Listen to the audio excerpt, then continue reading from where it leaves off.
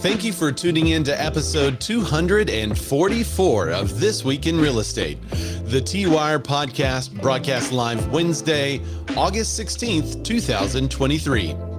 Rolling recession? Richcession? Which session is it? This episode was brought to you by listeners and viewers just like you.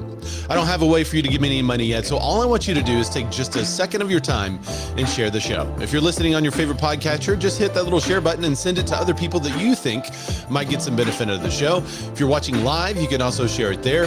And if you're watching on YouTube, you can comment and then we can talk about you. Or we can talk about your comment, just like Dusty Martin. She's first today. What's up, Dusty? Welcome to the show. Olivier, he's joining us via YouTube and also in person, which we'll get to in a second. Matt LaMarche is there. Elizabeth Nightingale, what's up? She says, longtime listener, first time caller. Live for the first time, she usually catches the replay. Well, I'm glad you're here. And Patrick Ellis is here too.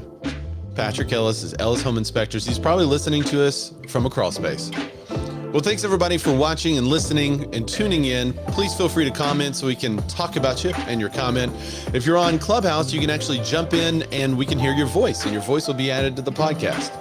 So this podcast was created so that you'd have one place to go for succinct professional analysis of the headlines from those of us that are still active in the field. And today we have a very special guest because we have a succinct professional analysis from our northern brother. What is up, Olivier? Thank you for joining us, man. Hello.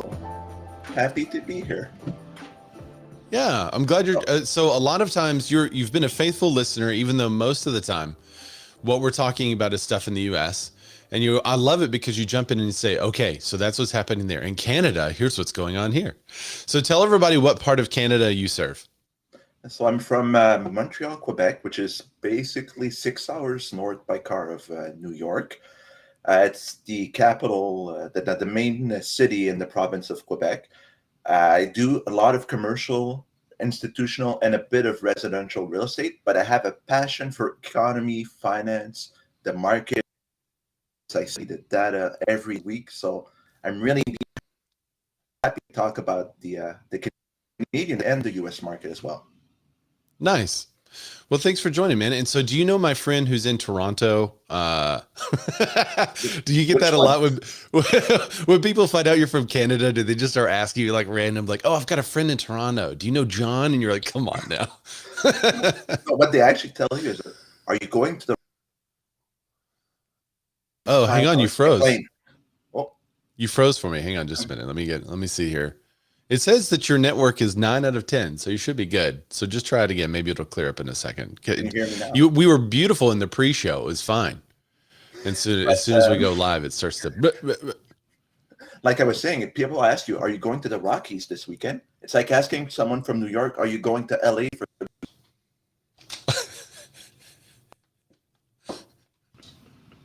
That's funny. And you did break up again, so I don't know. Well, hopefully it'll shake out a second. We'll give it a second. If not, we'll maybe reconnect or something. But well, thanks for joining. I'm excited that you're here because you can give us some interesting perspective on exactly what's happening in Canada, because we've kind of been joking that Canada is a little bit ahead of what's happening in America, because your Fed started moving before we did, or did they started raising the rates before we did, right? Yeah, we were always one move ahead of you guys, and our inflation came down a month before yours. So everything is like a month or two before, and actually our data came up last month to 3% of the woods. So I don't know if that's what you're saying. Well, so you're moving one, is it 1 month or one move ahead? Or do y'all still, doesn't the Fed meet every like 6 weeks or whatever? Well, I say 1 month. Yeah, it's one move or 1 or 2 meetings ahead. Yeah. So 1 or 2 meetings ahead. So you're making changes, and a lot of people are looking at the Canadian market saying, okay, that could be a prerequisite for what's happening here. So I'm excited to get your perspective on some of these items as we roll through. In general, are you in a situation with tight supply? Are there buyers everywhere? What's the situation, just the general market outlook? Well, supply has gotten better. The transaction volume went down quite a lot, but we've stabilized. But a year ago, the market was down. same level as last year. So it's really not too bad. But the market doesn't paint the whole picture.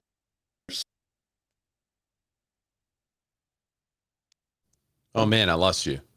Okay. I'm gonna send you a text because for whatever reason it's breaking out now that we've gone live. But I think if you refreshed, it would reconnect. So go ahead and refresh, and then I will get to this. I'll get to this first article, and we'll see when you pop back up. Sorry about that. Yeah, I'll come back. All right. So we're in a kind of a weird place as a country because nearly 1 in 10 U.S. homes is worth at least $1 million. So this is close to an all-time high. So this has happened one other time in our history, which was June 2022. And then it dipped back down a little bit and came back. Here's the chart. It's an interesting chart from Redfin. Let me share my screen. All right, so here's the chart that shows this interesting increase again to about the same, and then it went down, and then it's recently gone back up to about 1 in 10 homes is worth $1 million or more. The analysis estimated the current home values using Redfin estimate, public records, and MLS data.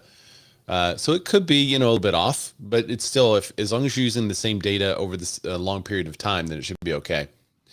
The supply shortage is making many listings feel hot, said Redfin economist Chen Zhao. In most of the country, expensive properties are in good condition and priced fairly, are attracting buyers, and in some cases, bidding wars, mostly because for sale signs are few and far between.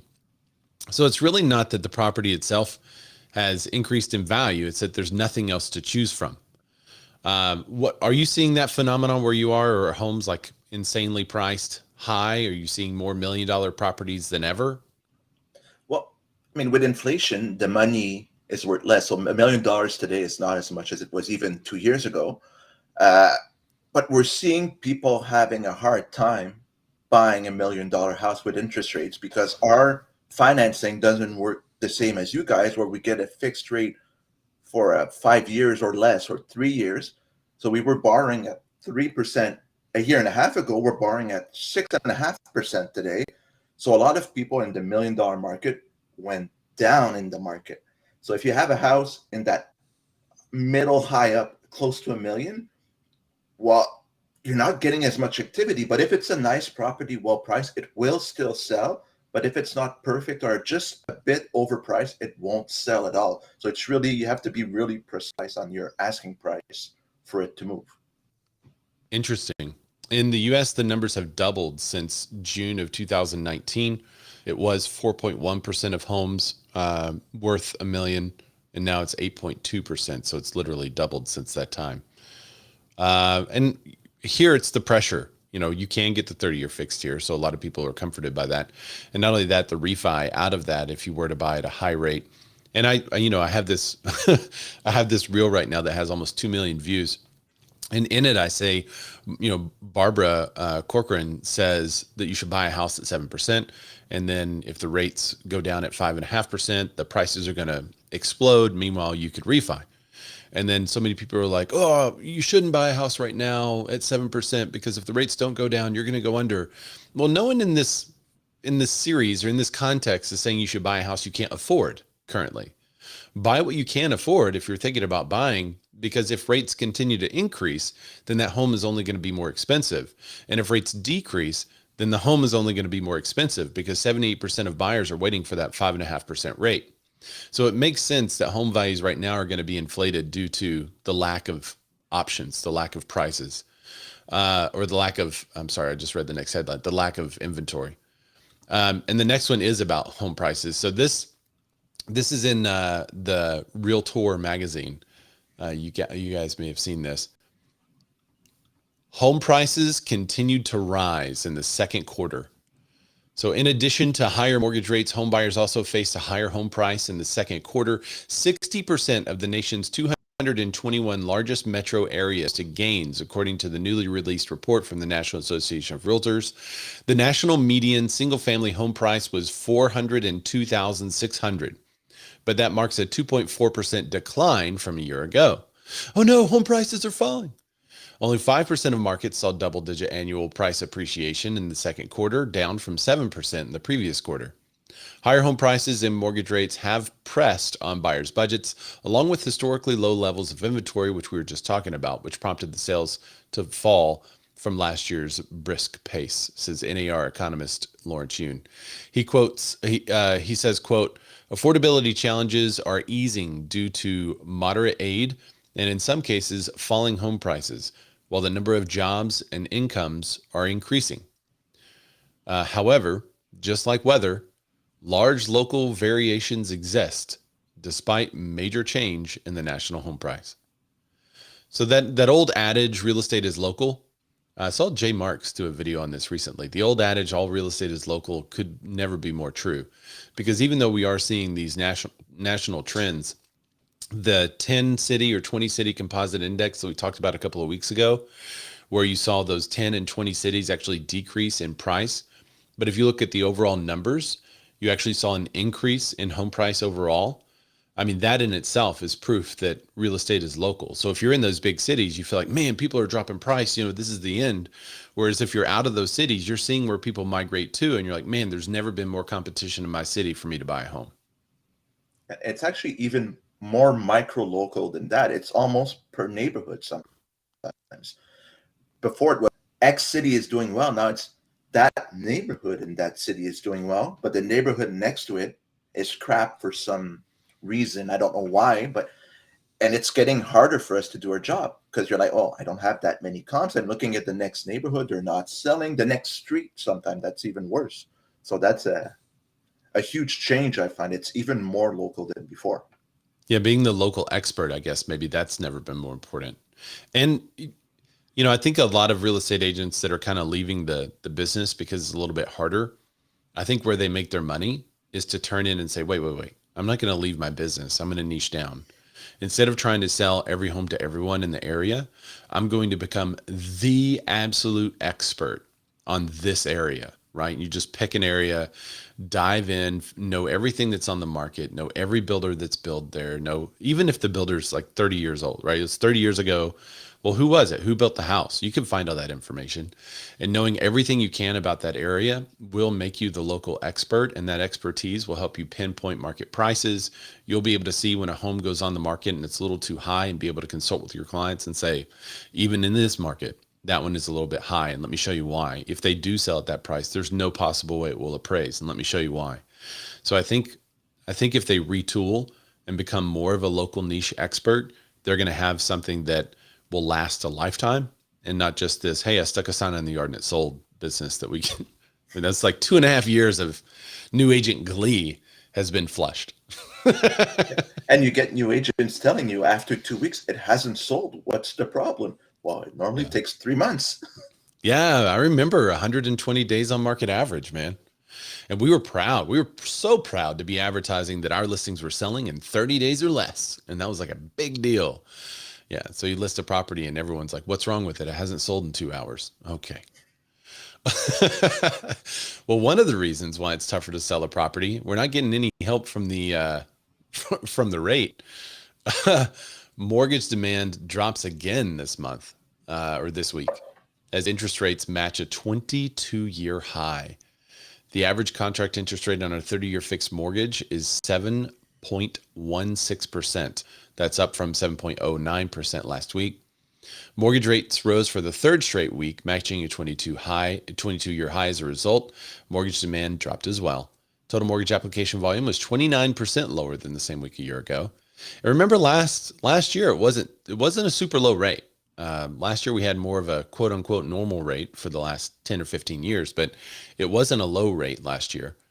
The average contract, I've already read that, 7.1%. That was the third straight week of an increase in the highest level since October of 2022, which also matches the high level seen since 2001. So this is a long time high. And I remember what happened in October of last year. Our investor business skyrocketed. And we had so many investors calling and coming into our market. And I've got 2 investor meetings today. And so I think it's real interesting to see when buyers pull back because of what's happening in the rate, we have investors that are pushing forward to get into it. Well, if they have a lot of money sitting on the sidelines, they have to put it to work. And if prices are dropping, and rates will drop in a year, refinance in a year, they'll make like 10% right off the bat just in appreciation on the property and rate drop. So, I mean, it's a no-brainer for a serious institutional investor or a serious investor with semi-deep pocket. Yeah.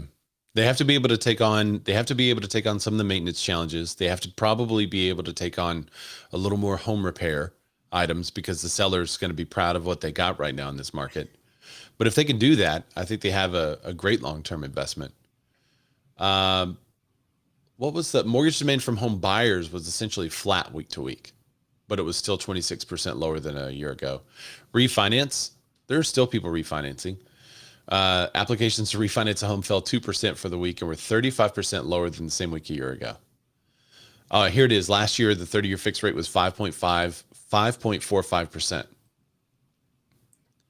So it wasn't the 3%. That was 2 years ago that we had the 3% range during this time of year. But I remember I bought my first property 20%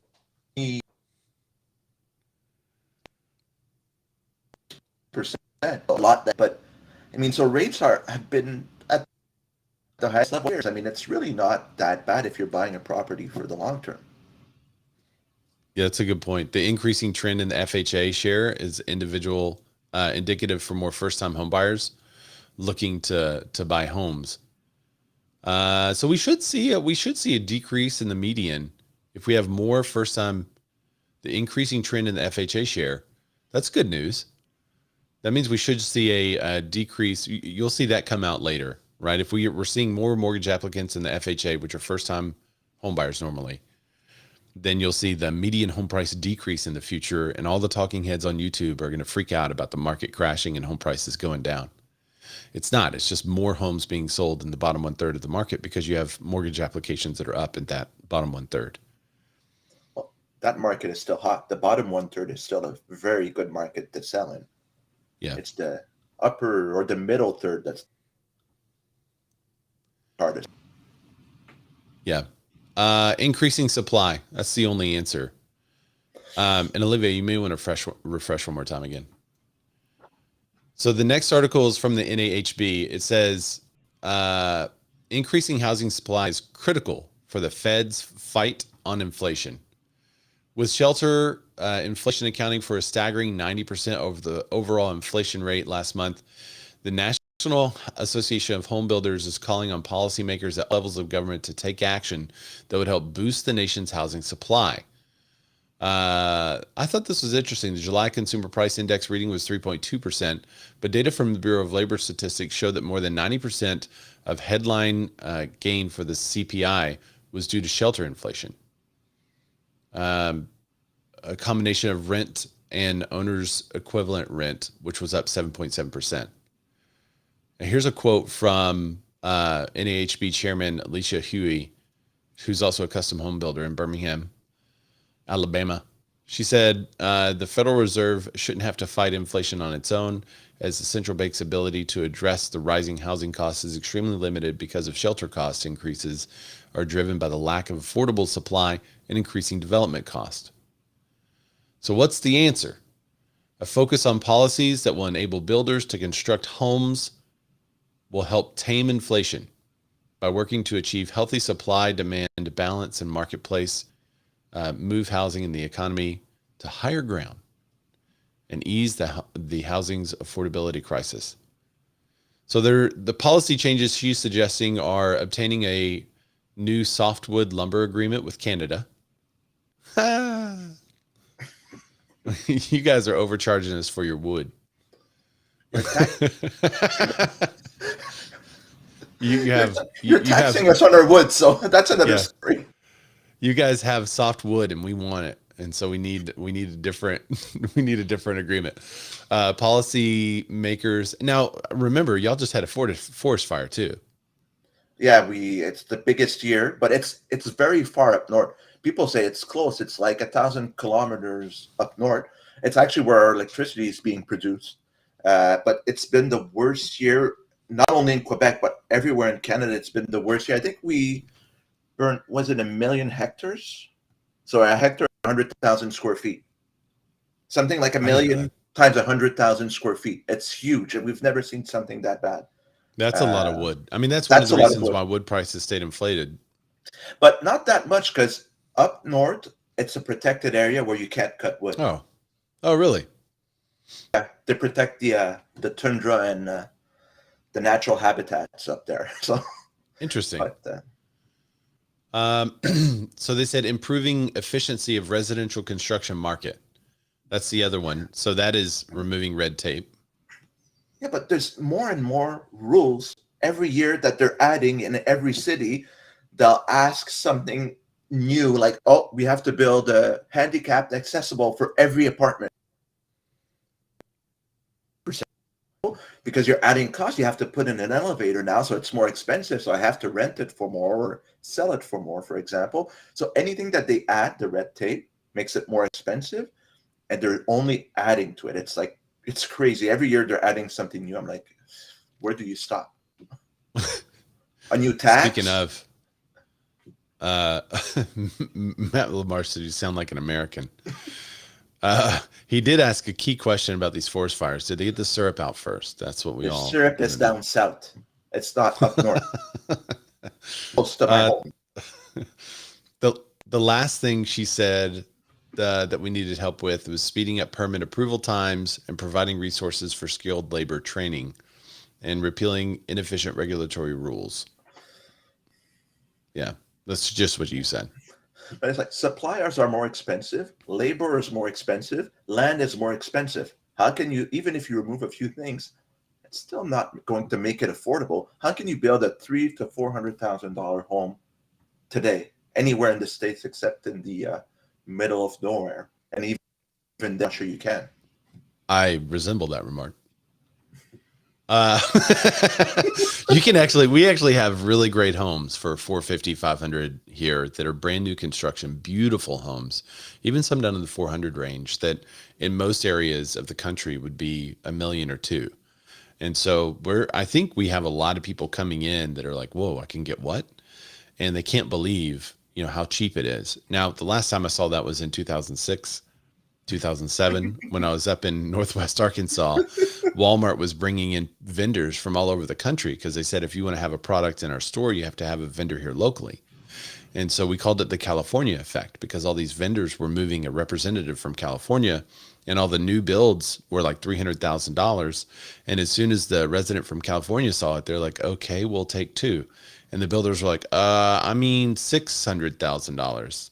And it was an instant doubling in price just before the crash hit. So is the California effect that we're experiencing now in these smaller towns indicative of a coming crash? I don't think so. It's a different type of market. It's different type of credit health. But I do think it is indicative of the move away because now it's not Walmart just saying you have to come here. I think there's a lot of people that are moving because they don't want to be bothered.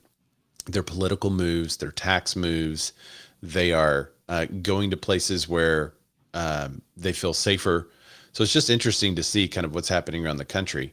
You would think home builders would be super excited about this. But it turns out the home builder sentiment actually dropped sharply. So even though they're petitioning the government, the home builder sentiment went down as mortgage rates surge over 7%.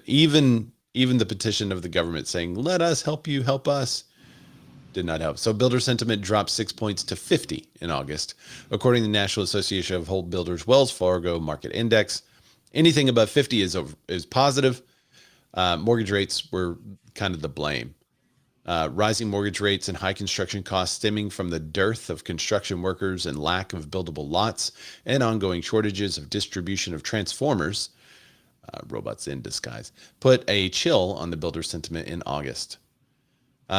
A lot of people haven't been following the transformer thing. Have you been following this transformer thing? I'm not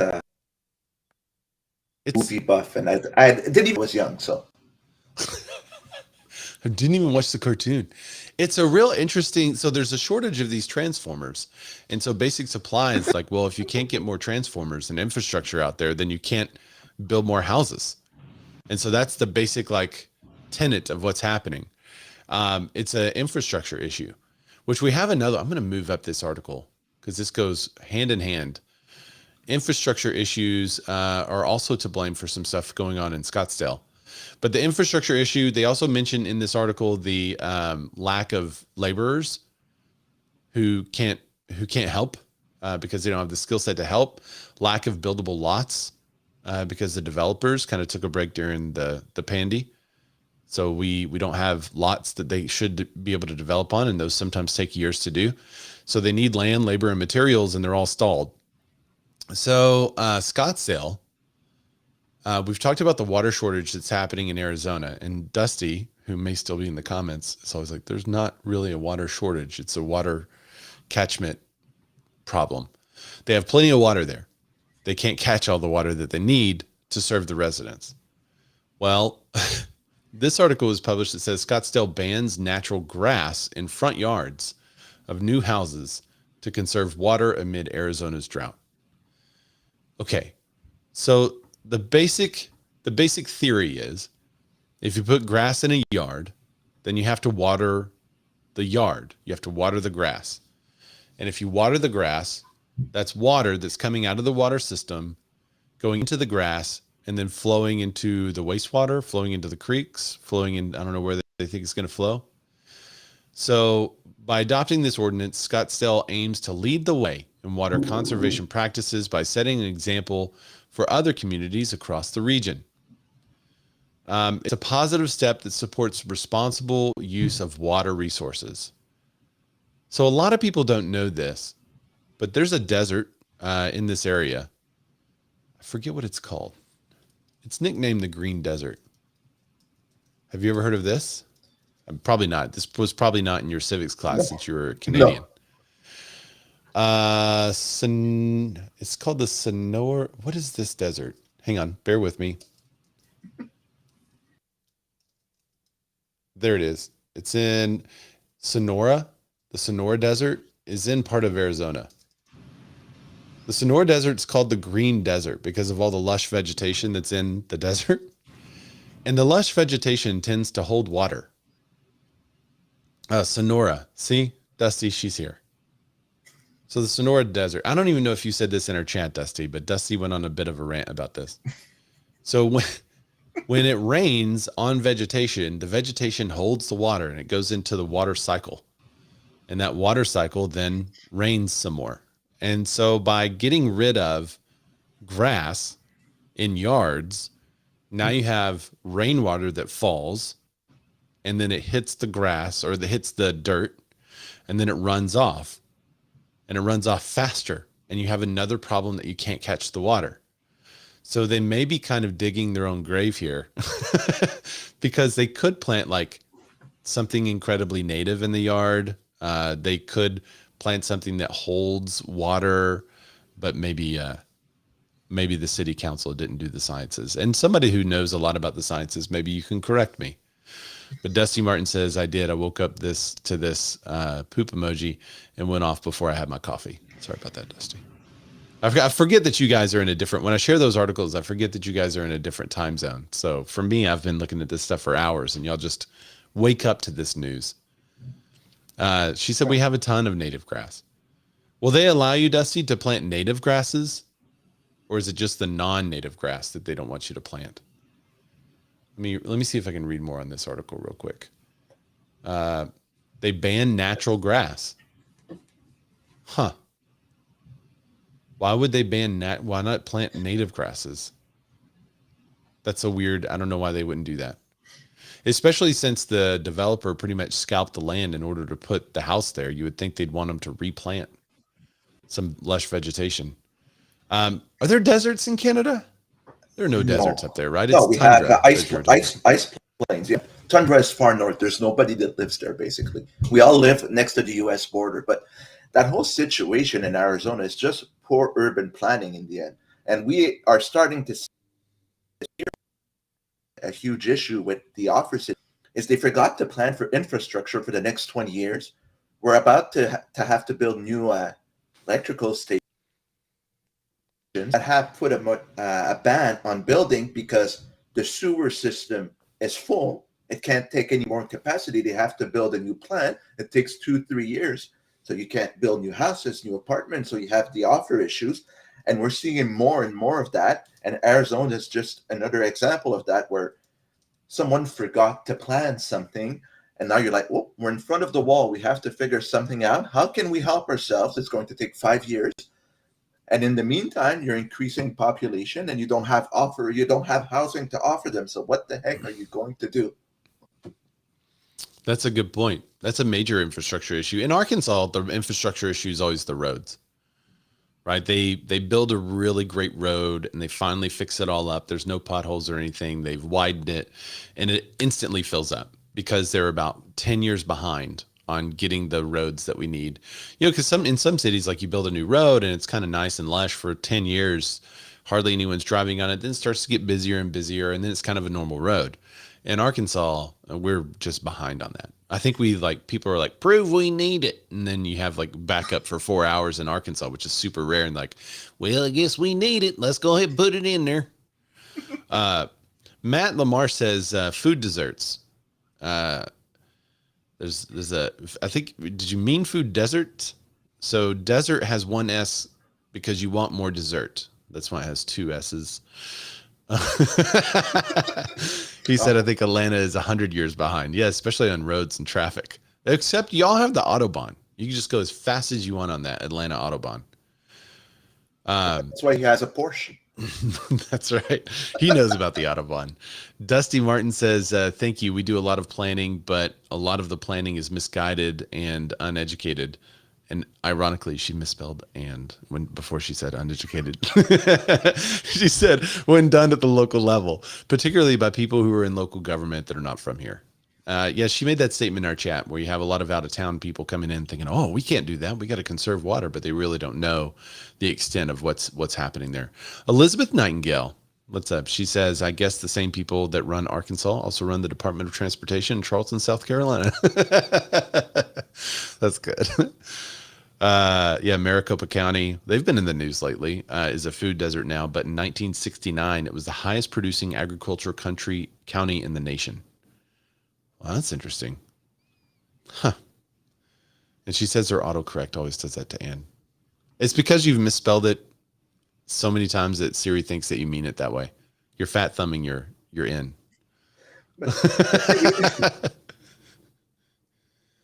Go ahead, Olivier. What were you going to say? Right next to Montreal, we have the best agricultural land in all of Quebec. Build houses on land, but that's basically where we grow most of our crops there. But people want to build houses on those pieces of land. So you're kind of in a catch-22. You need the food, you need to produce, but you need to build houses close to the city so people don't live too far. It's a huge headache to figure out what's the best solution right now. So we're all trying to figure out the inventory issue. We're all trying to figure out how to build more houses. Arizona has said you can't build more houses right now until they get the water for it, until they can figure out how to catch the water for it. There's all kinds of infrastructure with the transformers, infrastructure issues where you are, but we all know the solution to the issue that we're in is supply. Well, the question is what's going to happen to the economy? Because if the economy dives into a recession, I don't think you're going to see a whole bunch of builders rushing to build, 1.4 million properties again. Oh, she said that's just in Phoenix. Is that just in Phoenix where they can't build anymore because of the water? Is that what you're saying? I want to make sure I'm understanding. So this article comes to us from CNBC. It says, as recession fears fade, we may be experiencing a Richcession instead. Here's what that means for you. A Richcession? So this article talks a little bit about the rolling recession that we've talked about in the past. I've got another article from Gary Keller's recent speech that talks about that as well. A Richcession, though, may be underway. In most recessions, unemployment rises for more lower income groups, said Thomas Phillipson, a professor of public policy, University of Chicago. Although we are not in an overall recession yet, the demand for wages of lower income groups are outpacing higher income groups. That's interesting. The start of the year was plagued with waves of layoffs. We talked about that. Even in the real estate space, there were companies that laid people off. Some sectors, such as banking and tech, have particularly been hard hit. But there still aren't enough workers to fill open positions in the service industry. Unemployment remains near a 50-year low of 3.5%. And if you remember during the pandy, there were a whole bunch of people in the service industry that got laid off for a while or couldn't work for a while. And I'm wondering if maybe they found other types of jobs and are just not willing to work in the service industry anymore. A recession means for consumers, a recession is a loaded term, said Jacob Channel, senior economist at Lending Tree. White collar jobs might not be as plentiful as they were last year, but they're still around. At the end of the day, even if white collar hiring does appear to be on the decline, it doesn't mean that the entire economy as a whole is struggling. So the recession, basically meaning that those kind of at the top end of the food chain are getting hit harder than those at the bottom end of the food chain. Are you really going to cry if they only make $1 million instead of 2? I won't. If it's me, I will. Well, yeah, exactly. If it's me, I will. But... I mean, let's be honest. If it's any one of us, then we're going to be upset about this. But I mean, we have that whole demographic issue where the population is getting older. So what they're doing, I don't know if you guys have that, but at the grocery store now you have more self-serve cashiers than a regular cashier. So you have one employee for 6 registers. And there's actually a warehouse that was built, I don't know, a few minutes from my house, 9 stories high. It's a frozen and fresh warehouse operated by robots. Like it's like a room, a corridor, cool. A room, and it's a lift going in between, removing everything. So how many jobs have you lost in the warehouse by doing that? Yeah, but how many programming, computer science, how many of those engineering jobs have been created? Once it's done, it's done. Yeah, but no, because then you have to maintain it, you have to improve it, you have to make it more efficient, you have to monitor it. It's the old, the manufacturing of cars that were done by hand, and then they started putting them into factories, and people are like, well, this is going to take away everyone's job. No, it just made a whole bunch of factory workers. And then the more automated those jobs got, people are going to say, well, it's going to take out the factory workers. No, it just made them different. They had to specialize. They had to become different type of factory worker. They had to be able to run the computer instead of run the machine. So I don't know. I think I'm not one to say progress is negative because it takes the job. I think the job changes, or maybe there's more availability for that person to do something else. I do think in today's economy, your classic white collar professional on a board is probably a less desired position as far as like the eyes of a CEO or the eyes of a stockholder or the eyes of an investor in a company. They want those people to pull their weight. They're no longer, in a lot of ways, they're no longer a symbolic position to mean, hey, because we are in proximity with this person, they're going to make our company successful. I think maybe a little bit, but I think people are looking for the hustlers. You know, the ones that are, hey, this person took this startup from $0 to $100 million. They're a hustler. Let's get them on our board and see what they can do for us. And if you're unspecialized, you lose your job because you have no skills. Yeah, and if you're too specialized and the computer robot takes your job, then this is interesting. If AI takes your programming gig, then what are you going to do? Right? You got to become the world's best prompt writer. But Recession is they're basically saying that at the lower 1/3 of the market, you have plenty of people working. You have fewer jobs available because, they're still looking for jobs. They're still trying to fill it. But at the top side, you have more unemployment, more is happening, more activity is happening at those higher end positions that feels like a recession. Now, Gary Keller, in his recent comments, it's in the conference in Austin yesterday. I can't remember if this is called the vision speech or what he calls the speech. But he said that a rolling recession will hit the U.S. housing market in 2024. I mean, to be frank, those are not his words. That's what economists have been saying for a couple of months now. But he said we had a pandemic when all these things happened. It caused our industry to spike. Now it's coming back down to normalcy. So understand that it's just a world of getting your unfair share. That's what he says. Although this was brought up too, it wasn't brought up on this article, but this week someone said that the NAR, the National Association of Realtors, has in our ethics that no one should seek an unfair advantage. Isn't that interesting? I guess we only seek fair advantage. Like what? What's fair advantage? Yeah, and who determines what's unfair? That's kind of subjective. Anyway, so Gary Keller, be careful with how you're saying that. But he says get your unfair share of the market. What we're trying to do is give. Oh,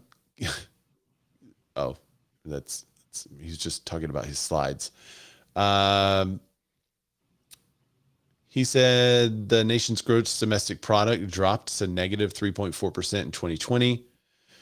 However, GDP volleyed back to 5.4% in 2021. They like 2% growth on an annual basis for GDP. You got 2%. You're having a good market. If it's 3%, it's really awesome. If it's 4%, you're rocking. So if we go back to 2020, the pandy hits and spending goes to the floor. It comes back up roaring. And that's the situation you have in our industry. He's basically saying that in his lifetime, he's never seen a rolling recession. And a rolling recession, the definition of it is where different parts of the economy are in a recession at the same time. So you may have a recession in commercial real estate, but in residential real estate, it's booming. You may have a booming in the car and auto manufacturing, but in iPhones, it's dead. Right. So it's the rolling recession, or that different parts of the market will be hit at different times based on consumer spending habits and what people are used to, what they want to do. What's the mark? Is this similar in Canada? Is it the same? Are you seeing the rolling recession effect? Is this something that has already happened there, or is it something you're waiting on? It's happening, but we've had an outside issue, which was a strike at the Vancouver port, which isn't too good for our economy because everything coming from Asia transits through Vancouver. So about 25% of our product. So that hasn't helped our economy. But some parts of the economy are struggling. Like right now, you're seeing those middle-end stores are having an issue selling stuff. Like you go to those grocery stores where you have full service. Well, they're selling less. People are going to those lower ends cheaper, and their budget is tighter, so they're going there. So you're seeing some types of stores or some types of companies or sectors that are having a hard time because people are like, well, I have to cut somewhere. Everything is so expensive. I mean, our food is going up 10% year over year. So, I mean, you have to eat. So you're going to where? Somewhere. So you're seeing some sectors being hit harder than others. Will some resist? Maybe. But like in real estate, commercial real estate, the office sector is bad. I mean, there's more vacancy than ever. It's hard to rent. You have to give concessions. Yeah. But rents at 100% over 5 years. So that's true. I'm wondering, we've talked about the conversion in America. We've talked about the conversion of office buildings. Or is that something that Canada is also looking into to convert them into residential spaces? Well, I actually shared an article a few weeks back where it was the first one in my province where they were doing it. But most of the buildings are going to be so hard to convert the way they're built. It's going to be too expensive. You have to give them away. I mean, so I would be surprised. I'm trying to convert churches to other types of usage, and it's so expensive, it doesn't make sense 95% of the time. So I'm going to see that many office buildings convert. Christina Smallhorn contends that if it does happen, it'll be for the luxurious because it'll cost so much to do in the first place. Matt Lamar says, still waiting on my lead balloon company, Cloud Culture, to take off. Oh, lead balloon company. He said, sorry, Cloud Culture, TM. So yeah, it's going to be, I don't know. If someone said, what's the next part of the market to have a recession? I don't think it's going to be a housing led recession simply because of inventory. I think if we have more inventory, then that's something that is possible and we could look at, but I don't see it happening anytime soon. So it's the next part of the market that has a recession. I'm going to guess luxury goods. If you're seeing a recession, which means white collar people are not getting the bonuses, not getting paid, or maybe has a hard time finding another job, then that's going to directly impact luxury goods. And those in the bottom 1/3 of the market, bottom 2/3 of the market may not be looking at luxury goods right now because of the recession. So that means Walmart is going to take off, the low cost, Amazon, Walmart, those things are going to skyrocket. And that's not necessarily going to lead to a housing recession at all. That may lead to more responsible spending. So we'll see what happens. Office will be impacted for sure. Yeah, I agree. Office and commercial real estate, that's going to be hit. Malls are going to be hit. Well, so if the luxury goods aren't happening, then a lot of people will go to a mall and you spend a little bit more for that item in the mall. So that would make sense too for malls to be hit even harder. Speaking of recessions and downturns, y'all remember 2008? It was kind of a big deal. So in 2008, we had all the bailouts. You remember the bailouts that happened? $777 billion in bailouts, keeping the market afloat at the time. Then after that, there were some lawsuits that happened where the U.S. government sued a whole bunch of banks that were not doing what they're supposed to in that time period, that were even lying and committing fraud. Well, the last of those lawsuits has now been settled. UBS is to pay $1.4 billion over fraud in residential mortgage-backed securities. During the time that this lawsuit takes place, they processed $1.5 billion in residential mortgages in those 3 years from 2005 to 2007. So now they have to pay back $1.4 billion. The vast majority of loans underlying the 40 RMBS listed in the complaint were originated by other financial institutions, UBS said at the time. In the years leading up to the financial crisis, investment banks packed, seized, and sold bundles of securitized and sold bundles of mortgages to institutional buyers. You remember that. You remember the show, The Big Short? UBS conducted extensive due diligence, quote unquote, underlying loans before it created and sold the securities to clients. Turns out there was not a lot of truth to what they were saying about those loan products. So they have to pay. It's a Swiss bank now owned by UPS. They were called Credit Suisse. They also settled with the Justice Department. But I think that was, we'll say that was several months ago where they settled. But that's it. That marks the end of the 2008 crisis repayments. $1.4 billion. Did Canada sue anybody in that situation? Did y'all have a downturn like we did, or y'all did? Some markets did, but I didn't have a downturn in my market, and I was in real estate already.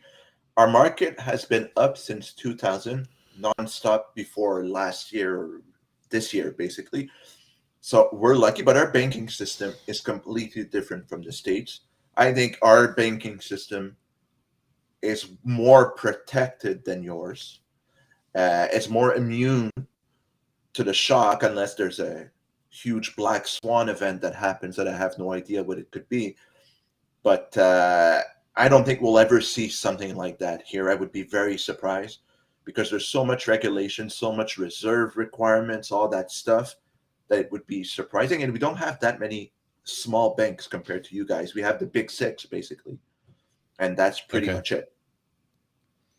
So in your market, you would say that people are basically forced to be more responsible if they want to purchase a home, because especially if it's a 5-year loan, right? They're going to be paying more on it and, having to refi out of that. So I guess your lending requirements are stricter. It's harder for maybe a first-time home buyer to purchase a home there, right? Yeah. So what we do is we have a stress test. So let's say the rate, the posted rate is 5% today. You have to qualify for 7%. And that's the amount they'll lend to you. Now, we might still have a small issue because rates went from 0.5%. So barely qualifying when the rates were at 3% are now in some sort of an issue. But, banks don't want to retake houses. So they'll find a solution. They'll, put out the term to 30 years amortization instead of 25 years. They might say, we'll give you a few months off, whatever, because they don't want to get the houses on their books. That's not their core business. So I would be surprised that we have a huge number of bank repossesses. We might have a few, but not that much. And we've never had really a lot of defaults on mortgage payments here, except in very rare cases. Yeah. It sounds like it's a little bit healthier compared to what we have. They're forced to be more responsible due to the availability of credit. Basically, we have wide available credit, and so you're not as forced into being responsible. Speaking of being responsible, it's earnings season. So the second half of earnings report came out at the end of last week. So we covered some of the ones that you don't hear here. We've already covered, but I'm going to go through these really quickly. First up is Zillow. They reported their Q2 2023 results.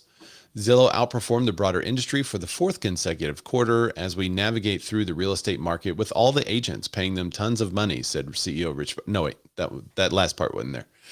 I'm pleased with their steady progress on improving and integrating our customer and partner experiences, especially in touring, financing, and renting.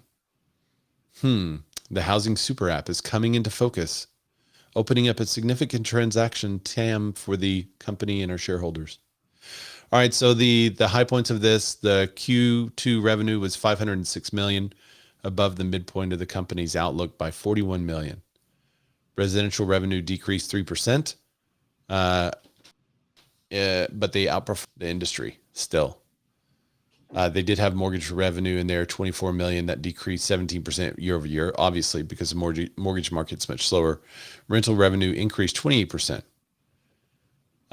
So yeah, Zillow's doing okay. They're fine with you giving them all your money. All right, next up, Anywhere Real Estate, which looks like the Walmart logo, but it's not.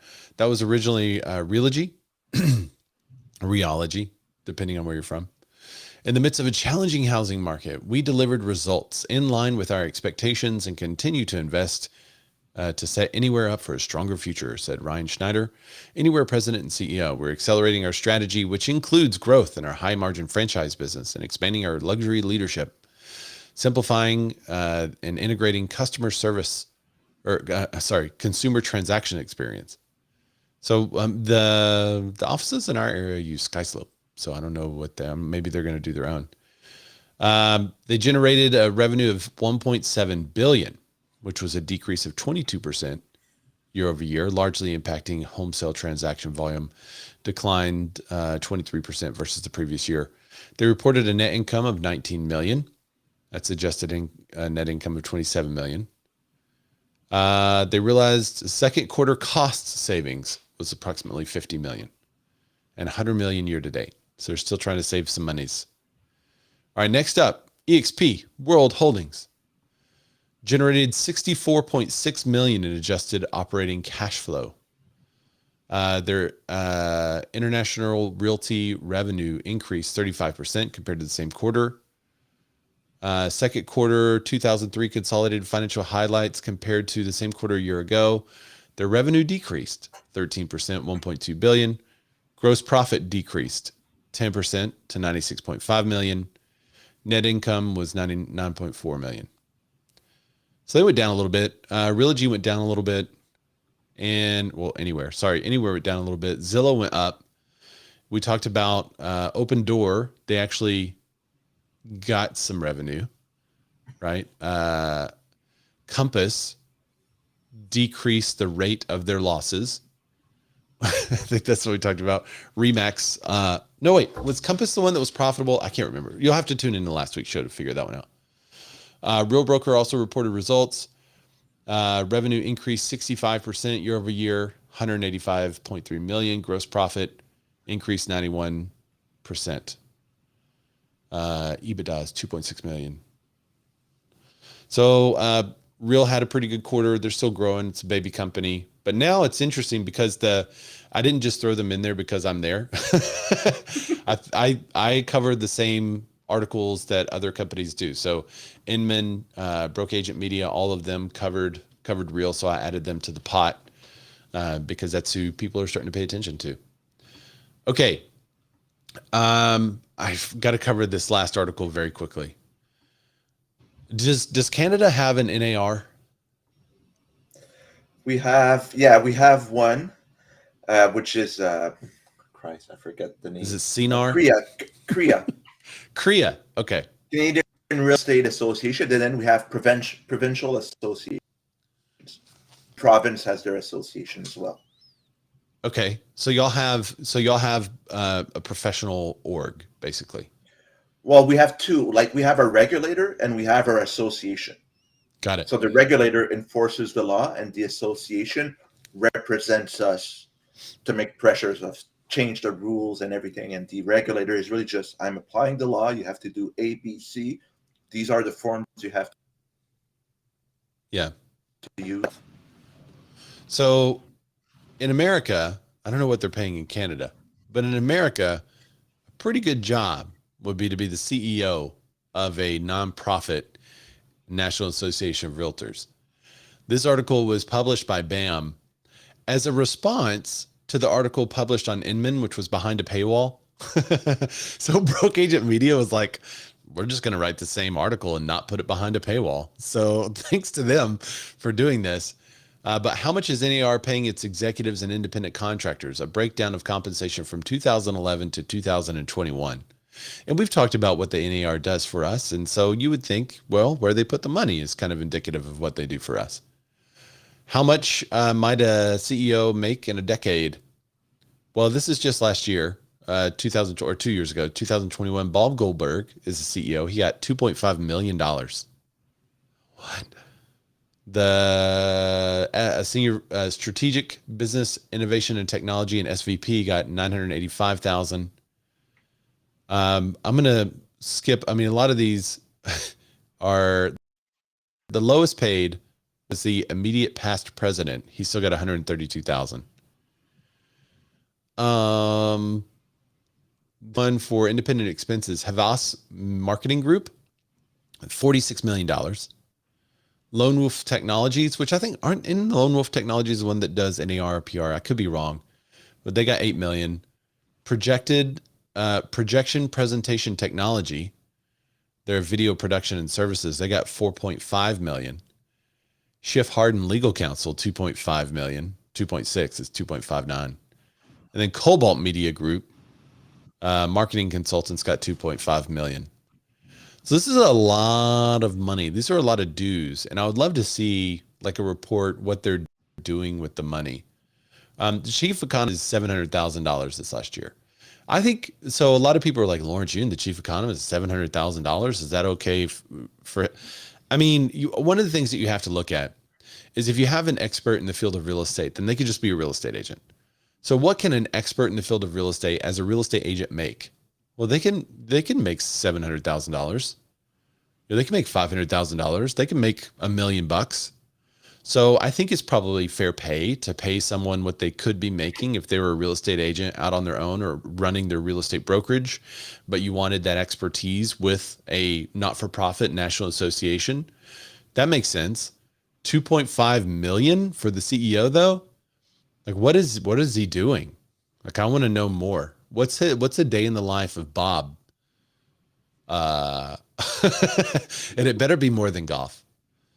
He's probably just playing golf with Matt LaMarche. So you might be thinking, well, that was just 2021. I'm sure that was just a bump up for something that happened during the pandy. Well, year ending 2020, 2.4 million for him. Year ending 2019, 2.2 million. So it's been a steady increase. There's probably some kind of like increase over time. The former CEO in 2018 got 3.9 million. And Bob got 2 million that year. So it's a lot. This is a lot. This raises a lot of questions about the spending with our National Association of Realtors. And I would tell all of us out there to get involved because if they pick you as CEO, then you're going to make bank. But also get involved because we essentially are the ones that are controlling the purse strings of this. And if there's no responsible spending, or if the spending is not looked at with an aggressive eye towards, I thought you guys were a not-for-profit supposed to be representing us. And there's clearly that's a lot of profit there. So what are we really doing? Any comments on, what is your philosophy with a CEO of a not-for-profit organization like that? With Oh, $2.5 million. I mean, we're seeing it here, right? I think you're seeing it in the States as well, is some jobs, especially in the public space, should be paid better.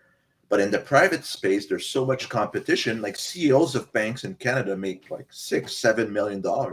Like he's a CEO of a bank. I know it's a big company. And then you look, the prime minister makes 215,000. But if you want to get the best person in the chair, the private sector, like the bank, gives 6.8 million. Well, you have to offer like a pretty good compensation. I don't know if Bob Goldberg is any good. I have no idea who he is. Mm-hmm. But if you need the right person in the seat, you have to look at what the competition is offering him. I mean, if the competition is offering, for example, the chief economist $2 million, why would he come and work for NAR for 700,000?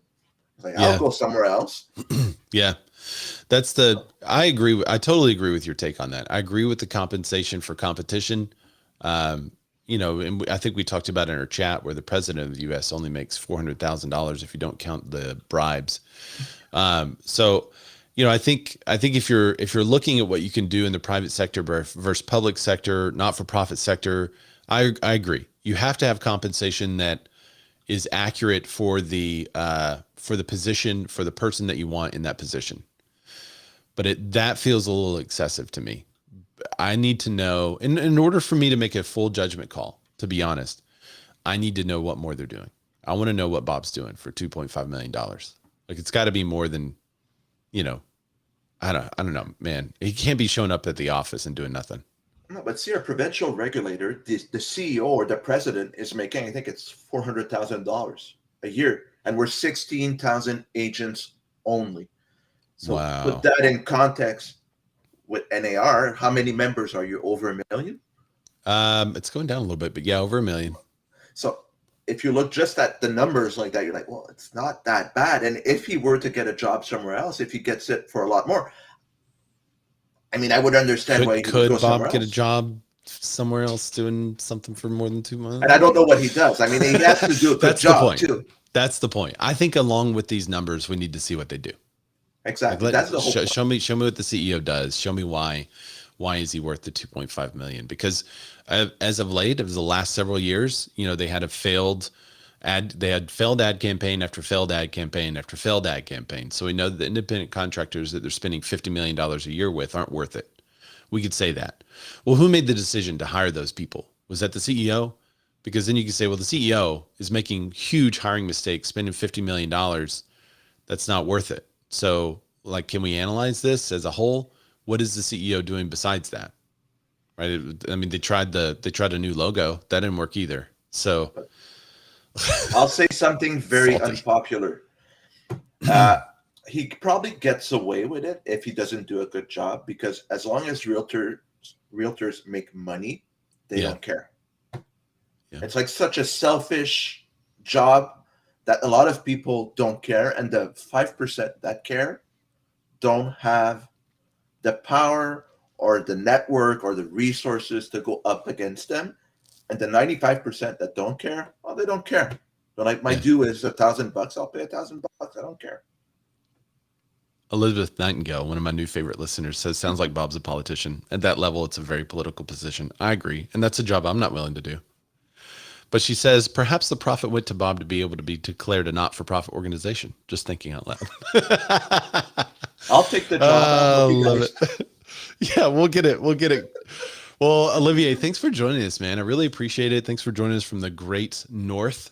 Tell everybody where they can find you. You can find me on Facebook, Instagram, YouTube, all variations of my name with some form of number on it. And I'm on Clubhouse every week to talk, and I'm on this show every week to do a bit of banter and try to grow here.